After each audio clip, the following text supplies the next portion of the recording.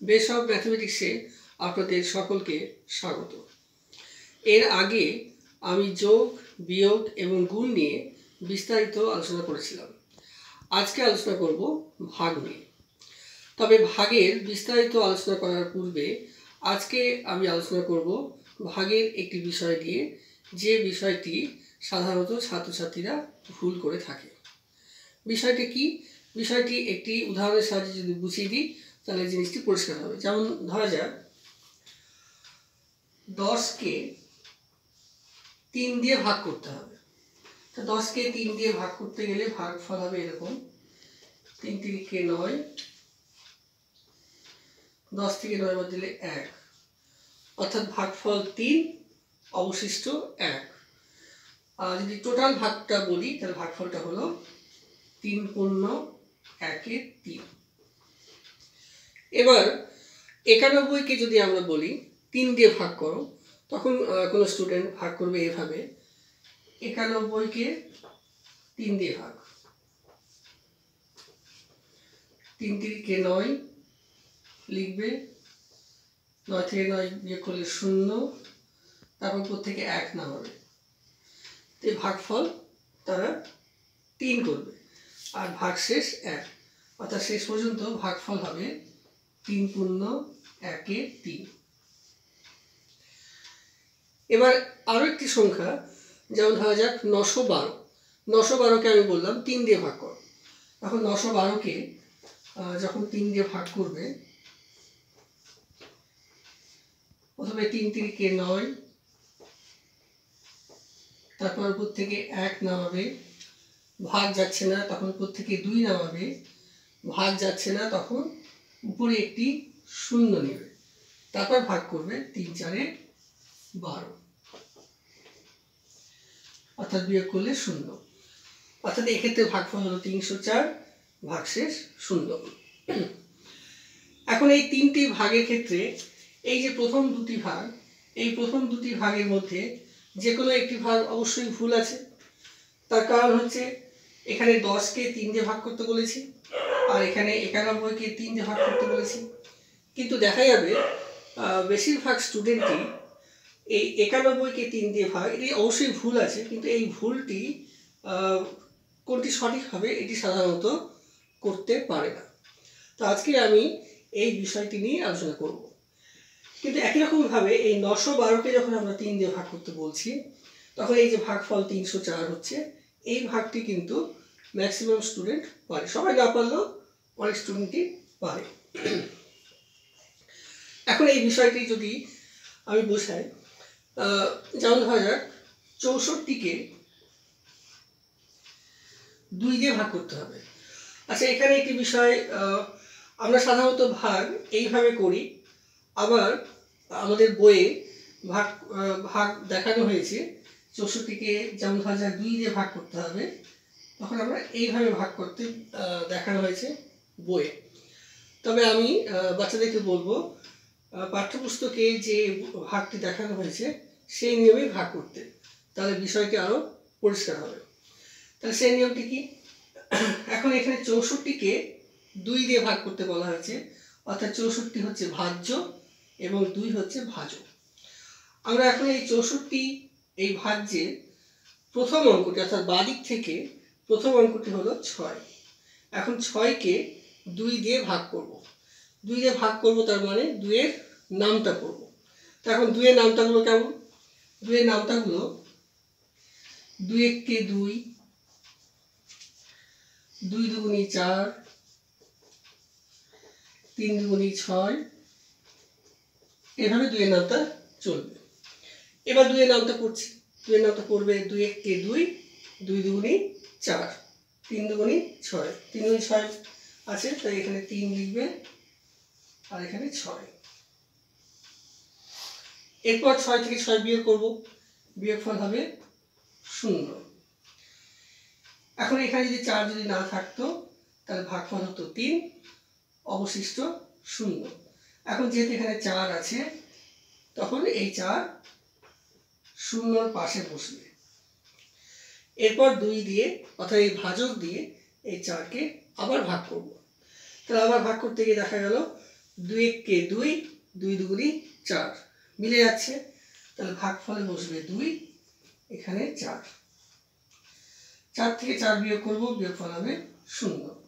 অর্থাৎ ভাগফল হলো 32, ভাগশেষ 0। এভাবে ভাগ সম্পূর্ণ হলো।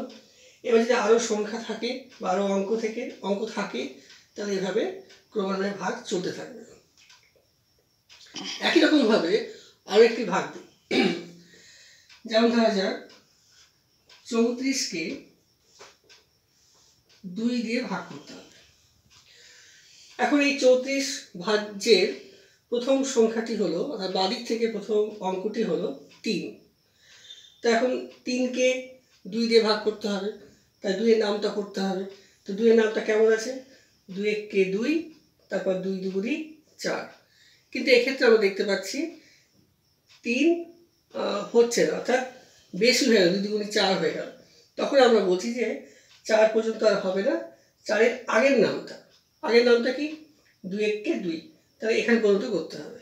তখন আমরা এখানে লিখছি 1, এখানে 2। এরপর আগের মতনই বিয়োগ করব, 3 থেকে 2 বিয়োগ করলে 1। এরপর পাশে যে অঙ্কটি থাকবে সেই অঙ্কটি নামবে 1-এর পাশে, তাহলে হলো 4, তাহলে এখন হলো 14। এখন এই 14কে আবার 2 দিয়ে ভাগ করতে হবে, তাহলে হবে 7 দুগুণি 14, অর্থাৎ এখানে 7, এখানে 14 দিয়ে বিয়োগ করব, বিয়োগফল 0। তাহলে এখানে ভাগ শেষ হলো, অর্থাৎ ভাগফল 17, ভাগশেষ 0। এবার আরেকটি ভাগ দেখায়। যেমন ধরা যাক 12কে 2 দিয়ে ভাগ করতে হবে। এখন এই 2 ক্ষেত্রে আমরা যেভাবে ভাগ করলাম, অর্থাৎ যে নিয়মে করলাম, নিশ্চয়ই সেই নিয়মের প্রত্যেকটি ভাগ হবে। অর্থাৎ ভাগের নিয়ম বলি বা অঙ্কের যে কোনো নিয়ম আমরা যে নিয়মে করব সেই গতিতেই সব অঙ্কই মেলার কথা। তাহলে এখন এই অঙ্কটিও মেলার কথা। তাহলে এই সংখ্যাতে আমরা কি দেখতে পাচ্ছি? ভাজ্যের প্রথম সংখ্যাটি হচ্ছে 1।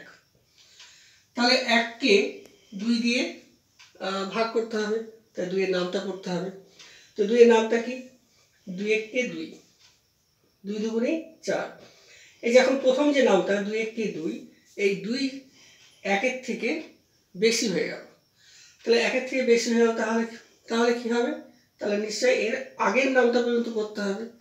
কিন্তু আমরা জানি যে 2 এর নামটা সাধারণত 2 কে 2, 1 থেকে শুরু হয়। কিন্তু আসলে নামটাটা 0 থেকে শুরু হওয়া উচিত, 0 থেকেই শুরু হয়, কিন্তু সেটা আমরা ব্যবহার করি না। তাহলে 0 যদি নামটা হয় তাহলে কেমন নামটা হবে? 2 0 0। তাহলে 2 কে 2 বেশি হয়ে যাচ্ছে, তাহলে এটা হবে না। তাহলে আগের পর্যন্ত নামটা করতে হবে, অর্থাৎ 2 0 0। তাহলে তখন আমরা এখানে 0 দিব, এখানে 0। তারপর বিয়োগ করব, 1 থেকে 0 বিয়োগ করলে 1, তারপর 1-এর পাশে 2 নামবে। তাহলে এখন এই সংখ্যাটি হলো 12। আবার 2 দিয়ে 12কে ভাগ করব, তাহলে 6 দুগুণি 12, তাহলে এখানে হবে 6 দিয়ে 12। তো 12 বিয়োগ করলে 0। এভাবে ভাগটা শেষ হলো। তাহলে এখন এই যে 0টা বাদিকে আমরা দিয়েছি, এখন আমরা জানি যে কোনো সংখ্যার বাদিকে যদি 0 থাকে তা সেই 0 দাম থাকে না, অর্থাৎ 0 6 বলতেও যা বোঝায়, 6 বলতেও তাই বোঝায়। সেই জন্য আমরা যখন এই ভাগটা আমরা করি তখন আমরা 0 নামটা আমরা করি না বা ব্যবহার করতে হয় না। তখন আমরা কি করি? এই যে ভাজক 2 দিয়ে যখন আমরা 1কে ভাগ করছি তখন আমরা বলি যে 2 দিয়ে 1কে তো ভাগ যাচ্ছে না, অর্থাৎ ভাজকটা তো এই 1-এর থেকে বড় হয়ে গেল। তখন 1-এর পাশে যে সংখ্যাটি আছে সেই সংখ্যাটি যুক্ত করে যে সংখ্যাটি হবে তাকে ভাগ করতে। তাই সেই সংখ্যাটি কত হলো? 12। এখন এই 12 সংখ্যাটি 2-এর থেকে বড়, তখন 2 দিয়েই ভাগ করতে বলি। তাহলে ভাগফল কত হবে? 6 দুগুণি 12। তাহলে 0 ব্যবহার, অর্থাৎ 0-এর নামটা না করেও আমরা ভাগ করতে পারি, ভাগ মিলে যায়। কিন্তু এবার দেখা যায় এই 12-র পাশে ধরা যাক আরও একটি অঙ্ক আছে, অর্থাৎ 1 আছে। তাহলে কি হবে? তাহলে এখন এই 1 সংখ্যাটি শূন্যর পাশে নামবে। তাহলে এবার 2 দিয়ে 1কে ভাগ করব, তো 2 এর নামটা করব, তো 2 এর নামটা 2 0 0, 2 1 2, 2 1 2 বেশি হয়ে যাচ্ছে, তাই আমরা করব 2 0 0, অর্থাৎ এখানে হবে 0, এখানে 0, বিয়োগ করে হবে 1। তাহলে শেষ পর্যন্ত ভাগফল কত হবে? ভাগফল হবে 60, আর অবশিষ্ট হবে 1, অর্থাৎ এখানে একটা 0 হবে। এবার যদি তাহলে এখন তাহলে আমরা কি দেখতে পেলাম? এখানে এই যে উপর থেকে সংখ্যাটি আসছে, উপর থেকে সংখ্যা যখন আসছে, যদি ভাগ না যায় তাহলেই 0 হবে। কিন্তু আমরা সাধারণত যখন আমরা ভাগ করি তখন কিন্তু সেটা খেয়াল করি না। আমরা সাধারণত বলি যে উপর থেকে যদি দুটি সংখ্যা নামার পরে, দুটি সংখ্যা যদি পরপর নামে তাহলে ভাগফলে 0 দিতে। সেই জন্য এই যে 91কে 3 দিয়ে ভাগ করেছি, এক্ষেত্রে ভুল হয়ে গেছে। কিন্তু 912কে যখন 3 দিয়ে ভাগ করতে বলা হয়েছে তখন কিন্তু ঠিক হয়েছে। কেন ঠিক হয়েছে? আমরা জানি 1 নামলো, ভাগ গেল না, তখন আমরা 2কে নামাচ্ছি। তখন আমরা বলে থাকি এই যে পরপর দুটি সংখ্যা নামলো সেই জন্য এখানে একটি 0 দিতে হবে। তখন আমরা ভাগ করি, তখন ভাগটা মিলে যায়। কিন্তু এখানে এই ক্ষেত্রে 1 যখন সংখ্যাটি আছে, এই সংখ্যাটি নামার পরেই কিন্তু আসলে ভাগ গেল না, তাই কিন্তু এখানে ভাগফলে 0 হবে। যেমন ধরে একটু বিষয়টি ভালো করে বুঝিয়ে দিই।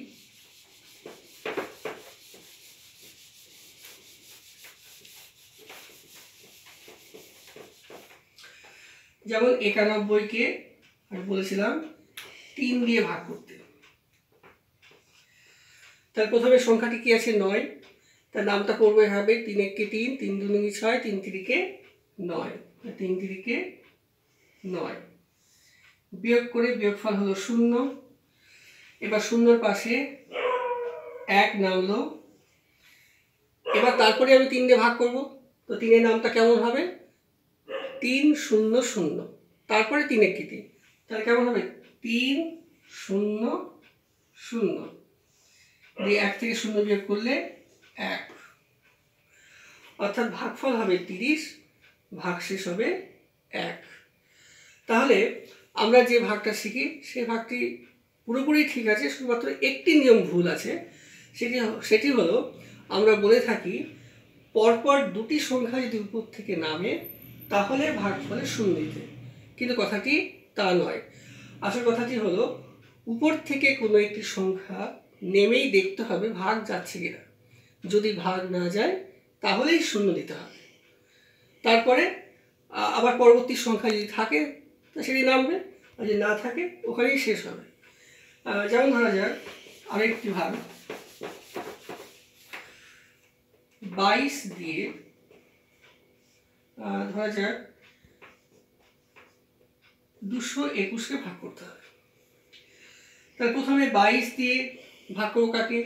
2কে, কিন্তু 22 দিয়ে 2কে ভাগ যাচ্ছে না, তাহলে কি হবে? এখানে 0 হবে। তারপর কে আসবে পাশে? 2, তাহলে কত হলো? 22। এবার 22-এর নামটা পড়বো 22কে 22, তাহলে 22কে 22। এবার বিয়োগ করব, বিয়োগফল 0 হবে। এরপর উপর থেকে কে নামছে? 1, আবার 22-এর নামটা পড়বো 22কে 22 বেশি হয়ে যাচ্ছে, কিন্তু তার মানে আগের নামটা কি? 22 0 0, অর্থাৎ এখানে হবে 0, এখানে হবে 0, অর্থাৎ বিয়োগফল হবে 1। অর্থাৎ কিন্তু আমরা জানি ভাগফলে এই 0 কোনো দাম নাই, তাহলে এটা না লিখে আমরা এটা লিখতে পারি। অর্থাৎ আমরা এইটুকু না করে আমরা ভাগফল এভাবে লিখতে পারি। অর্থাৎ ভাগফল হলো 10, ভাগশেষ হলো 1। এবার যদি দেখা যায় এটা 222 আছে, এখানে 222,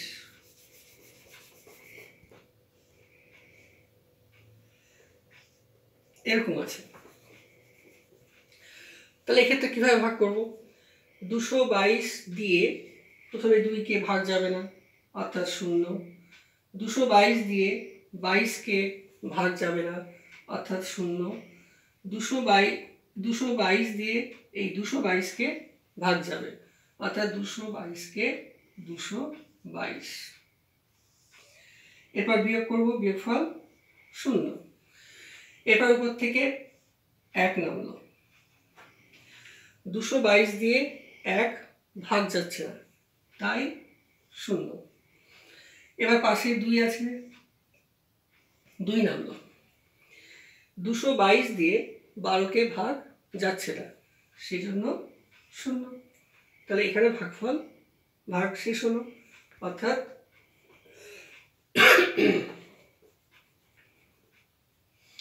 ভাগফল হলো 100 আর অবশিষ্ট হলো 12। এভাবে ভাগ যাবে। অর্থাৎ শেষ পর্যন্ত আমরা যে নিয়মটি জানি সেটি সবই ঠিক আছে, শুধুমাত্র একটি নিয়ম আমরা যেটা বলি সেটা একটু চেঞ্জ করতে হবে। উপর থেকে কোনো সংখ্যা নামার পরেই দেখতে হবে এই ভাজক দিয়ে ভাগ যাচ্ছে কিনা। যদি যায় তবে ভাগ করতে হবে, যদি না যায় তাহলেই 0 বসাতে হবে।